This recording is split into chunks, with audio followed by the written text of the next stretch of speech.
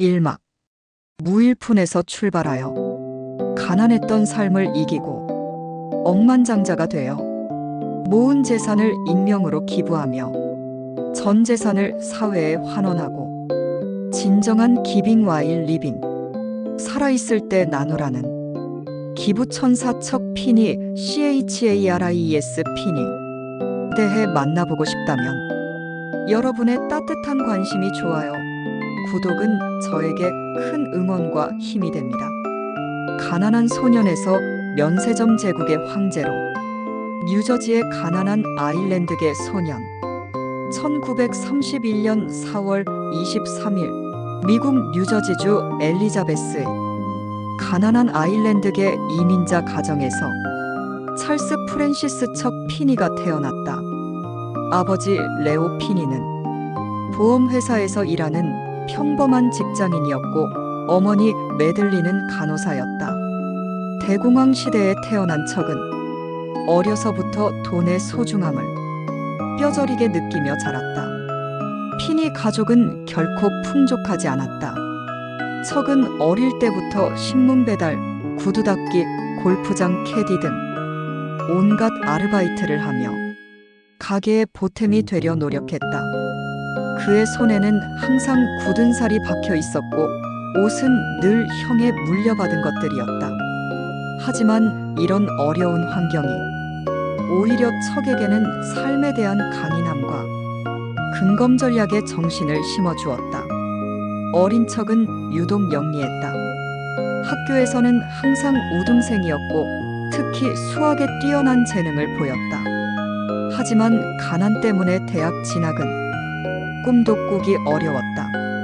그런 그에게 기회가 찾아온 것은 고등학교 졸업을 앞둔 시점이었다. 성적이 우수했던 척은 장학금을 받아 코넬 대학교에 입학할 수 있게 되었다. 코넬 대학교에서의 만남과 깨달음. 1949년 코넬 대학교에 입학한 척 피니는 호텔 경영학을 전공했다. 학비와 생활비를 벌기 위해 그는 여전히 여러 아르바이트를 해야 했다. 레스토랑에서 설거지하고 도서관에서 책을 정리하며 때로는 다른 학생들의 과제를 대신 써주기도 했다. 그의 기숙사 룸메이트들은 항상 넉넉한 용돈을 받는 부유한 집안 자녀들이었지만 척은 전혀 위축되지 않았다. 오히려 척은 이들을 관찰하며 부의 작동 원리를 배워나갔다. 부유한 학생들이 어떻게 돈을 쓰는지, 어떤 것에 가치를 두는지, 어떤 비즈니스 기회를 포착하는지를 유심히 지켜봤다. 그는 특히 면세 쇼핑에 관심을 두게 되었다. 당시 해외여행이 증가하면서 면세점 사업이 새로운 블루오션으로 떠오르고 있었다. 대학 시절 척은 로버트 워렌 밀러라는 친구를 만났다.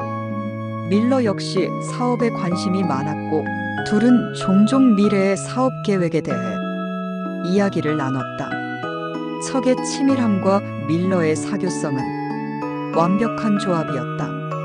1952년 대학을 졸업한 후 두 사람은 함께 사업을 시작하기로 의기투합했다. 듀티프리 쇼퍼즈의 탄생. 대학 졸업 후 척과 밀러는 유럽으로 건너가 면세점 사업이 가능성을 탐색했다.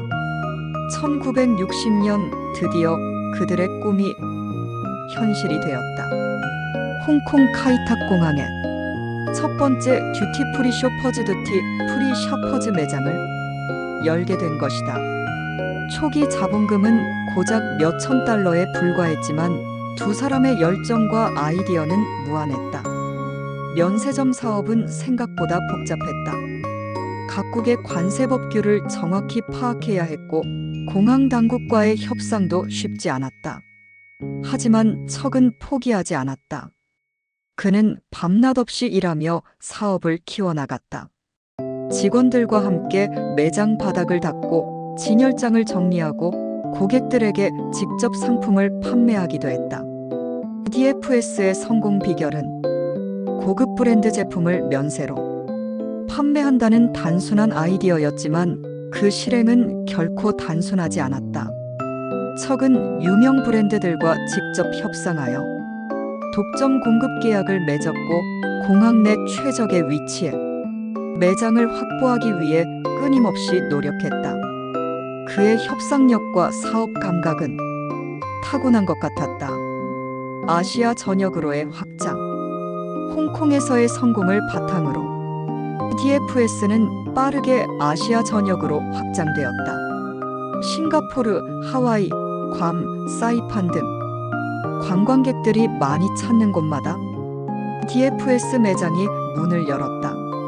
1970년대에 들어서면서 DFS는 아시아 태평양 지역 면세점 시장의 절대 강자로 자리를 잡았다. 척 피니는 이제 더 이상 가난한 소년이 아니었다. 그는 수억 달러의 자산을 보유한 거대 기업의 공동 창업자가 되었다. DFS의 성공으로 그의 개인 재산은 기하급수적으로 불어났다. 1980년대 말에는 그의 재산이 15억 달러를 넘어서며 포브스 400대 부호 명단에 이름을 올렸다. 하지만 척은 부를 과시하지 않았다. 여전히 이코노미 클래스를 이용해 출장을 다녔고 중고차를 몰고 다녔으며 비싼 레스토랑보다는 동네 식당을 선호했다. 그의 검소한 생활 방식은 주변 사람들을 놀라게 했다. 억만장자가 된 후에도 그는 여전히 뉴저지에 가난했던 소년이었다. 성공의 그림자와 내면의 갈등. 하지만 엄청난 부를 축적하면서 척은 내면의 갈등을 겪기 시작했다. 어린 시절 가난을 경험했던 그에게 막대한 재산은 오히려 부담되었다. 그는 자신이 이렇게 많은 돈을 가질 자격이 있는지 의문을 품기 시작했다. 밤마다 잠들기 전 그는 세상의 수많은 가난한 사람들을 생각했다. 자신과 같은 환경에서 자라났지만 기회를 얻지 못한 수많은 아이들. DFS가 성장하면서 척은 점점 더 많은 시간을 자선 활동에 할애하기 시작했다. 그는 익명으로 여러 교육기관과 자선단체에 기부를 시작했다. 하지만 이런 소규모 기부로는 그의 마음이 편해지지 않았다. 그는 더 체계적이고 근본적인 방법을 찾고 있었다. 1982년 척은 인생을 바꿀 중요한 결정을 내렸다. 그는 자신의 DFS 지분 대부분을 버뮤다에 설립한 비영리 재단에 양도하기로 한 것이다. 이것이 바로 후에 애틀랜틱 파일란트로피스로 불리게 될 재단의 시작이었다. 이 결정을 내릴 때 척의 나이는 고작 51세였다. 그는 자신의 재산 대부분을 기부하기로 결심한 것이다. 은밀한 기부의 시작. 애틀랜틱 파일란트로피스의 설립과 함께 척의 진짜 인생 2막이 시작되었다. 그는 자신의 기부 활동을 철저히 비밀에 붙였다. 기부받는 기관들조차 돈이 어디서 오는지 모르는 경우가 많았다. 척은 익명의 기부자로만 알려지길 원했다. 그의 기부 철학은 명확했다. 살아있을 때 기부하라는 것이었다. 그는 죽은 후에 재산을 기부하는 것보다 살아있을 때 직접 기부 효과를 확인하고 조절하는 것이 더 의미 있다고 믿었다. 또한 그는 조용한 기부를 선호했다. 화려한 기부 행사나 언론 보도보다는 실질적인 도움이 필요한 곳에 조용히 돈을 지원하는 것을 좋아했다. 1980년대와 1990년대에 걸쳐 척의 기부금은 수십억 달러에 달했지만 88년 그의 재산이 1조 5천억으로 포브스 발표 세계 부호 23위까지 올라왔다. 세상은 이를 전혀 알지 못했다. 사람들은 그를 단순한 사업가로만 알고 있었다. 척은 이런 상황을 즐겼다.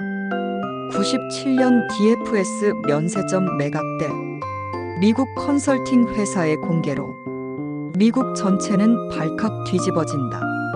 2,900여 회 40억 달러 약 5조 6천억 정도가 교육, 인권, 과학, 의료 등에 기부 도네이션을 하였다.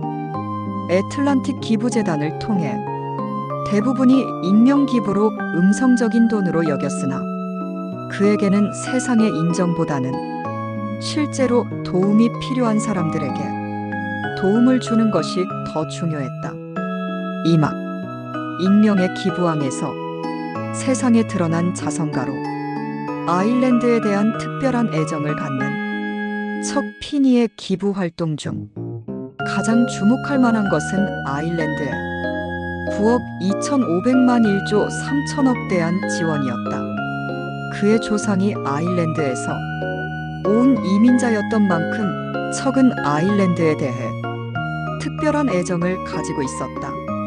1980년대 아일랜드는 경제적으로 어려운 상황에 처해 있었다.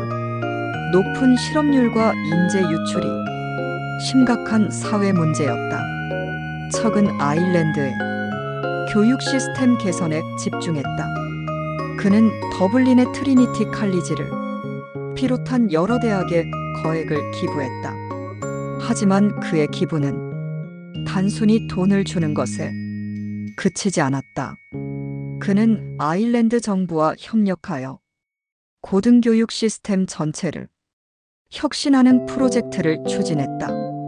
1990년대 초 척의 기부로 아일랜드에는 최첨단 연구시설들이 속속 들어섰다. 리머릭 대학교의 새로운 캠퍼스, 더블린 시티 대학교의 비즈니스 스쿨, 코크 대학교의 의학 연구소 등이 모두 그의 지원으로 건설되었다. 이러한 투자는 아일랜드가 켈틱 타이거라고 불리는 경제 성장을 이루는 데 중요한 역할을 했다. 척의 아일랜드 지원은 교육에만 국한되지 않았다. 그는 북아일랜드의 평화 프로세스에도 깊이 관여했다. 1998년 굿 프라이데이 협정이 체결되기까지 그는 양측 지도자들과 비공식적으로 만나 평화의 중요성을 설득했고 평화 정착을 위한 다양한 프로젝트에 자금을 지원했다. 미국 교육계에 미친 파격적 영향. 척의 기부는 미국에서도 혁명적인 변화를 불러왔다.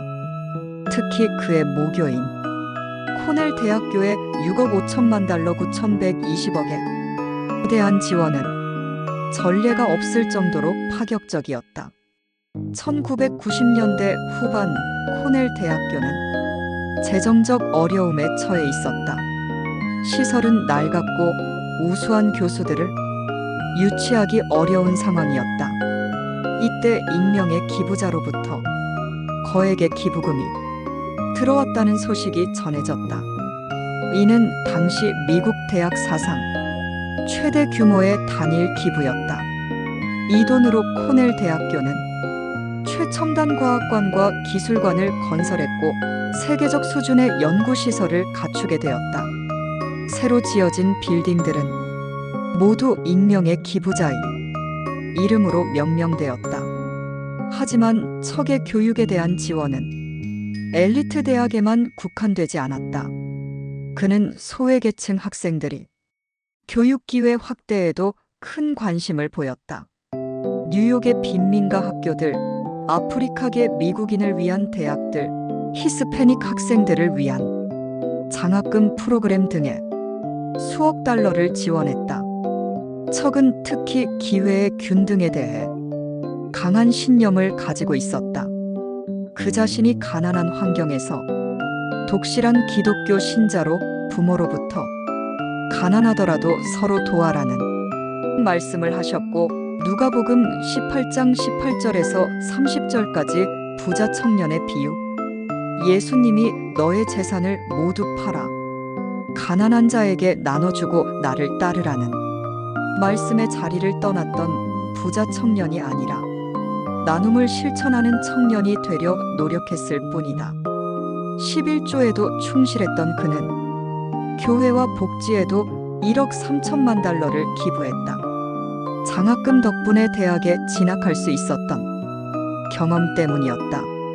그는 경제적 어려움 때문에 교육의 기회를 놓치는 학생이 없어야 한다고 믿었다. 이러한 철학에 따라 그의 재단은 수많은 장학금 프로그램을 운영했다. 의료와 과학 연구 지원, 교육 외에도 척은 의료와 과학 연구 분야에 막대한 투자를 했다. 특히 그는 노화 연구와 치매 연구에 깊은 관심을 보였다. 이는 그 자신도 나이가 들면서 인간의 존엄성과 삶의 질에 대해 깊이 생각하게 되었기 때문이었다.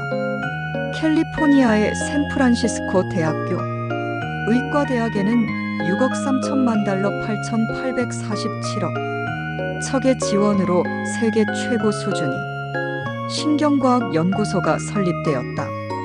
이 연구소는 알츠하이머병과 파킨슨병 연구의 메카가 되었다. 또한 그는 뉴욕의 웨일 코넬 의과대학에도 거액을 지원하여 암 연구센터를 설립했다. 척의 의료 분야 지원 방식은 매우 실용적이었다. 스탠퍼드 대학에 1억 3천만 달러 1,625억. 그는 기초 연구뿐만 아니라 실제 환자들에게 도움이 되는 임상 연구와 치료법 개발에 집중했다. 그의 지원으로 개발된 여러 치료법이 실제로 환자들의 생명을 구하는 데 기여했다. 베트남과의 특별한 인연. 척 피니의 기부 활동 중 가장 독특한 것 중 하나는 베트남에 대한 지원이었다. 미국이 베트남 전쟁의 아픈 기억 때문에 베트남과의 관계 개선에 소극적이었던 1990년대 척은 이미 베트남의 교육 발전에 관심을 보이고 있었다. 1990년대 후반부터 척은 베트남의 여러 대학에 수천만 달러를 지원했다. 특히 하노이와 호찌민시의 주요 대학들의 현대적인 도서관과 연구시설을 건설하는 데 기여했다. 그의 지원으로 베트남의 젊은이들은 세계 수준의 교육을 받을 수 있게 되었다. 척은 베트남 지원을 통해 화해와 협력의 메시지를 전달하고 싶었다고 말했다. 과거의 갈등을 뛰어넘어 미래를 위해 함께 일할 수 있다는 것을 보여주고 싶었다. 그의 이러한 노력은 후에 미국과 베트남 간의 관계 개선에도 긍정적인 영향을 미쳤다. 정체성의 비밀이 드러나다. 2007년 척 피니의 오랜 비밀이 마침내 세상에 알려졌다. 뉴욕타임스의 탐사 기사를 통해 그가 지난 25년간 60억 달러가 넘는 돈을 기부했다는 사실이 밝혀진 것이다. 이는 당시로서는 살아있는 개인으로서는 최대 규모의 기부였다. 세상은 충격에 빠졌다. 그동안 익명의 기부자로만 알려졌던 수많은 기부 사례가 모두 척 피니 한 사람의 행동이었다는 것이 밝혀졌기 때문이다. 그는 빌 게이츠나 워런 버핏보다도 먼저 기부 서약을 실천한 선구자였다. 정체가 드러난 후에도 척의 생활 방식은 크게 바뀌지 않았다. 그는 여전히 검소하게 살았고 언론의 관심을 피하려 노력했다. 하지만 그의 모범은 다른 부유한 사람들에게 큰 영감을 주었다. 빌 게이츠와 워런 버핏이 주도하는 기부 서약 운동의 배경에는 척 피니의 영향이 있었다. 생전 기부 완료의 대업. 2016년 척 피니는 마침내 자신의 목표를 달성했다. 그는 애틀랜틱 파일란트로피스를 통해 보유하고 있던 거의 모든 재산을 기부했다고 발표했다. 총 기부 금액은 80억 달러가 넘었다. 이로써 그는 살아있는 동안 자신의 전 재산을 기부한 최초의 억만장자가 되었다. 85세가 된 척은 이제 200만 달러 정도의 재산만을 남겨두었다. 이는 임대주택에서 그와 부인이 여생을 편안하게 보낼 수 있을 정도의 금액이었다. 그는 빈손으로 왔다가 빈손으로 간다라는 자신의 철학을 완전히 실현한 것이다. 기부를 완료한 후 척은 샌프란시스코의 작은 임대 아파트로 이사했다. 그의 집은 2개의 침실과 하나의 화장실이 있는 소박한 공간이었다. 억만장자였던 그가 마지막에 선택한 거처는 평범한 시민들과 다르지 않았다. 하지만 그의 얼굴에는 만족스러운 미소가 떠나지 않았다. 결론. 진정한 부의 의미를 보여준 전설. 척 피니의 이야기는 단순한 성공담을 넘어선다. 그것은 진정한 부의 의미와 인생의 목적에 대한 깊은 성찰을 담고 있다. 우리 시대에 돈은 있어야 하고, 돈 때문에 많은 사람들이 죽고, 많은 사람들이 고통받는다. 흙수저로 태어나 돈을 벌기 어렵다고 말하는 사람이 많다. 또한 금수저로 태어나 어떤 데 가나 노력 없이 어려서부터 부를 만끽하며 부를 대물림하고 돈을 벌고 그 돈을 지키기에는 온몸을 다 바치나 그 돈을 사용할 방법을 몰라서 부자는 3대를 지키기 힘들다는 자기 가족만을 배불리는 졸부들이 많은 이 시대에 가난한 소년에서 억만장자가 되었지만 결국 모든 재산을 사회에 환원한 그의 인생은 현대 자본주의 사회에 중요한 메시지를 전달하고 많은 부자들에게 경종을 울린 척 피니. 당신을 21세기의 천사라 부른다. 척 피니가 보여준 기빙 와일 리빙. 철학은 이제 전 세계 부호들의 새로운 표준이 되었다. 빌 게이츠, 워런 버핏, 마크 저커버그, 일론 머스크 등 현재의 대부호들이 모두 그의 영향을 받아 기부 서약에 동참했다. 척 피니는 21세기 자선 활동의 아버지라고 불릴 만하다. 그의 기부 방식도 혁신적이었다. 화려한 행사나 자기 과시보다는 실질적 효과에 집중했고, 단순한 돈 지원을 넘어서 시스템 자체를 변화시키려 노력했다. 그의 지원으로 건설된 교육기관들과 연구소들은 지금도 수많은 치매나 뇌종양 환자들에게, 그리고 생명과학과 4차 혁명, AI가 도움을 주고 있다. 무엇보다 척 피니는 돈은 삶의 수단이지 목적이 아니다라는 진리를 몸소 실천했다. 그에게 진정한 만족과 행복은 돈을 모으는 것이 아니라 그것을 의미 있는 곳에 사용함에서 나왔다. 그는 물질적 부의 창출보다는 정신적 영혼의 부유와 만족을 추구했고, 개인의 성공보다는 사회의 발전을 우선시했다. 2023년 10월 9일 92세의 척 피니는 건강하게 살다가 샌프란시스코 임대주택에서 지내다 주님의 부르심을 받았다. 그는 이제 더 이상 우리 곁을 떠났지만 그의 정신적, 영적 유산은 계속해서 세상을 변화시키고 있다. 그가 지원한 수많은 교육기관과 연구소에서 배출된 인재들이 이제 세상 곳곳에서 활동하며 그의 뜻을 이어가고 있다. 척 피니의 이야기는 우리 모두에게 질문을 던진다. 과연 성공이란 무엇인가? 부란 무엇을 위해 존재하는가? 진정한 행복은 어디서 나오는가? 그는 자신의 일생을 통해 이 질문들에 대한 명확한 답을 제시했다. 진정한 성공은 얼마나 많이 가지느냐가 아니라 얼마나 많이 나누느냐에 달려 있다는 것을.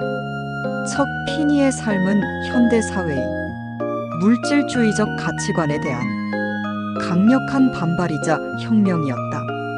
그는 80억 달러 11조 6천억이라는 천문학적 재산을 모두 기부하며 빈손으로 죽겠다라는 철학을 실천에 옮겼다. 이는 단순한 자선 행위를 넘어서 부에 대한 근본적인 관점이 전환을 의미했다. 그의 기부 철학인 기빙 와일 리빙은 죽은 후 기부하는 것보다 살아있을 때 기부하는 것이 더 의미 있다는 신념에서 출발했다. 자신이 직접 기부의 효과를 확인하고 필요한 곳에 적절히 자원을 배분할 수 있기 때문이다. 그는 인간은 모두 죽는다. 그 죽음 이후에는 반드시 하나님의 심판이 있다. 히브리서 9장 27절. 수위에는 주머니가 없다라며 우리는 빈손으로 왔다, 빈손으로 죽어 본향으로 간다. 그래서 가져갈 수 없는 재산을 살아있을 때 의미 있게 사용해야 한다고 강조했다. 척 피니가 설립한 애틀란틱 필란트로피스는 교육, 인권, 과학 연구, 사회정의 등 다양한 분야에서 혁신적인 변화를 이끌어냈다.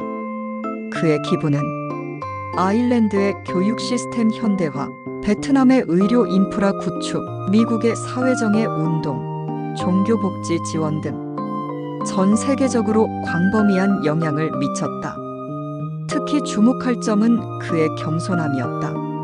수십 년간 익명으로 기부하며 자신의 존재를 드러내지 않았던 그는 진정한 기부의 정신이 무엇인지 보여주었다. 명예나 인정을 위한 기부가 아닌 순수하게 세상을 더 나은 곳으로 만들고자 하는 의지에서 나온 행동이었다. 그의 이야기는 빌 게이츠, 워런 버핏, 마크 저커버그, 일론 머스크와 같은 다른 억만장자들에게도 영감을 주어 재산 사회 환원 서약 기빙 플래지 운동의 토대가 되었다. 이는 전 세계 부유층들이 자신의 재산 절반 이상을 기부하겠다고 약속하는 운동으로 척 피니의 선구적 실천이 만들어낸 파급 효과는 감동과 겸손으로 세계의 부자들에게 어필했다. 2020년 애틀란틱 필란트로피스가 문을 닫으며 그의 기부 여정이 마무리되었을 때 척 피니는 진정한 의미에서 자신의 철학을 완성했다. 그는 물질적으로는 빈손이 되었지만 정신과 영적으로는 가장 풍요로운 삶을 살았다고 할 수 있다. 척 피니의 유산은 단순히 기부한 돈의 액수가 아니라 이 시대를 살아가는 수많은 억만장자와 청년들에게 성공과 부에 대한 새로운 패러다임을 제시한 것이다. 그는 진정한 부자란 많이 가진 사람이 아니라 많이 나눈 사람임을, 그리고 인생의 진정한 의미는 축적이 아닌 기여에 있음을 온몸으로 증명했다. 진정한 기부 문화와 노블레스 오블리주에 실천한 노블레스 오블리주는 고귀함은 의무를 수반한다라는 뜻으로 사회적 지위나 부를 가진 이들이 그에 상응하는 도덕적 책임을 져야 한다는 개념이다. 척 피니의 삶은 바로 이 노블레스 오블리주의 가장 순수한 형태를 보여준 사례였다. 전통적 기부와 진정한 기부 문화의 차이. 많은 기부가 세금 혜택, 사회적 명성 또는 정치적 영향력 확대를 목적으로 이루어지는 현실에서 진정한 척의 기부 문화는 이와는 본질적으로 다르다. 진정한 기부는 받는 이의 필요에서 출발하며 주는 이의 만족이나 이익을 초월한다. 척 피니가 수십 년간 익명으로 기부했던 것은 이런 진정성의 상징이었다. 그에게 기부는 자기과시의 수단이 아닌 사회에 대한 순수한 헌신이었다. 이는 오늘날 SNS에서 기부 인증 사진을 올리거나 기부액을 과시하는 문화와는 극명한 대조를 이룬다. 현대 사회에서 요구되는 노블레스 오블리주. 21세기 노블레스 오블리주는 단순히 돈을 기부하는 것을 넘어선다. 그것은 자신이 가진 모든 자원, 지식, 네트워크, 영향력, 시간을 사회 발전을 위해 사용하는 것이다. 기업가라면 일자리 창출과 공정한 임금 지급을, 지식인이라면 올바른 정보 전달과 사회 계몽을, 예술가라면 문화적 가치 창조를, 정치인이라면 국민을 위한 진정한 정책을 만드는 것이 각자의 노블레스 오블리주다. 지속 가능한 기부 문화의 조건. 진정한 기부 문화가 뿌리 내리려면 몇 가지 조건이 필요하다. 첫째, 투명성이다. 기부금이 어떻게 사용되는지, 실제로 어떤 변화를 만들어내는지에 대한 명확한 공개가 이루어져야 한다. 둘째, 지속성이다. 일회성 이벤트가 아닌 장기적인 관점에서 꾸준히 실천되어야 한다. 셋째, 효과성이다. 감정적 만족보다는 실질적 변화를 만들어내는데 초점을 맞춰야 한다. 작은 실천에서 시작되는 변화. 노블레스 오블리주는 거대한 재산을 가진 소수만의 전유물이 아니다. 평범한 시민이 지역사회를 위해 봉사하는 것.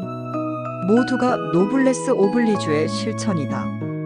척 피니가 남긴 가장 큰 유산은 단순히 80억 달러의 기부금이 아니라 진정한 기부가 무엇인지에 대한 새로운 방향, 그 기준을 제시한 것이다. 그는 부를 축적하는 것보다 나누는 것이, 가지는 것보다 주는 것이 더 큰 가치임을 삶으로 증명했다. 이것이야말로 현대 사회가 추구해야 할 진정한 노블레스 오블리주의 모습이다.